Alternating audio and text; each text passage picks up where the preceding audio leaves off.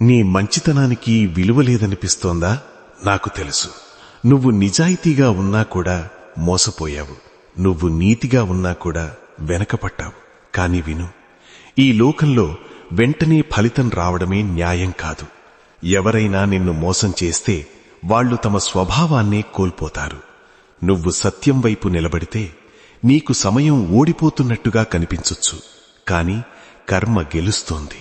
నేనే కలియుగ దైవాన్ని. నేను కర్మలకు సాక్షిని. నేను ఆలస్యం చేస్తాను, కాని అన్యాయం చెయ్యను. నువ్వు మంచితనం వదిలి గెలవాలనుకుంటున్నావా?